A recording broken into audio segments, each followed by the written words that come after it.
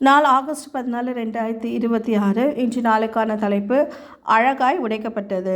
செத்தவனைப் போல எல்லாராலும் முழுவதும் மறக்கப்பட்டேன், உடைந்த பாத்திரத்தை போலானேன். சங்கீதம் 31:12 இவ்விதமாய் சொல்கிறது. நாங்கள் எதிர்பார்த்து காத்திருந்த இஸ்ரவேல் தேசத்தில் எங்களின் அகழ்வாராய்ச்சி பணி நடந்து கொண்டிருந்த அந்த குறிப்பிட்ட இடத்திற்கு கடைசியாக எங்கள் பஸ் வந்து சேர்ந்தது. அந்த இடத்தின் மேற்பார்வையாளர் அந்த ஸ்தலத்தில் நாம் எதை கண்டிருந்தாலும் அவைகள் 1000 ஆண்டுகளுக்கு யார் கையும் படாமல் இருந்தவைகள் என்று எங்களுக்கு சொன்னார். அங்கு கண்டெடுக்கப்பட்ட உடைந்த மண்பாண்டங்களை பார்க்கும்போது நாங்கள் சரித்திரத்தை கையில் தொடுவது போல் உணர்ந்தோம். அதன் பின்பு அந்த உடைந்த மண்பாண்டங்களை பணி செய்யும் இடத்திற்கு கொண்டு போய் அவைகளை ஒன்றிணைக்க முயற்சித்தோம்.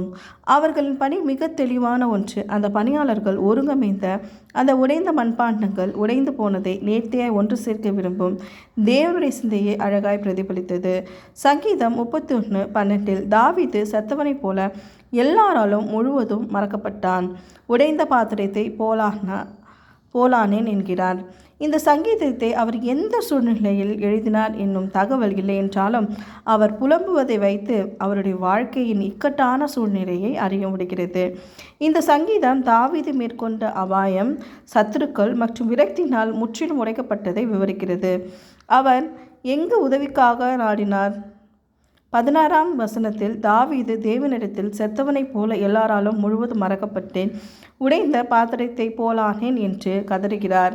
அந்த சூழ்நிலையில் தாவீதின் நம்பிக்கையாய் நின்ற தேவன் இன்னும் உடைந்து போனவைகளை ஒன்றிணைக்க போதுமானவராய் இருக்கிறார். நாம் அவரை நோக்கி கூப்பிடவும் அவரை முழுமையாய் நம்பவும் வேண்டும் என்பதையே அவர் நம்மிடத்தில் எதிர்பார்க்கிறார். வாழ்க்கையின் எந்தெந்த பகுதியில் நீங்கள் உழைக்கப்படுதலை அனுபவித்துள்ளீர்கள்? அந்த கடினமான நேரங்களில் தேவன் உங்களுக்கு எப்படி உறுதுணையாக இருந்திருக்கிறார்?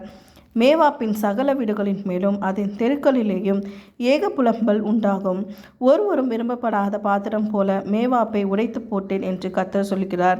மேவாப் எவ்வளவு முறிந்து போயிற்று என்று அலறுகிறார்கள்.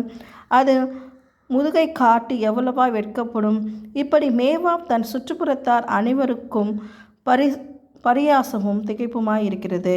எரேமியா 48:38-39 விதமாய் சொல்கிறது.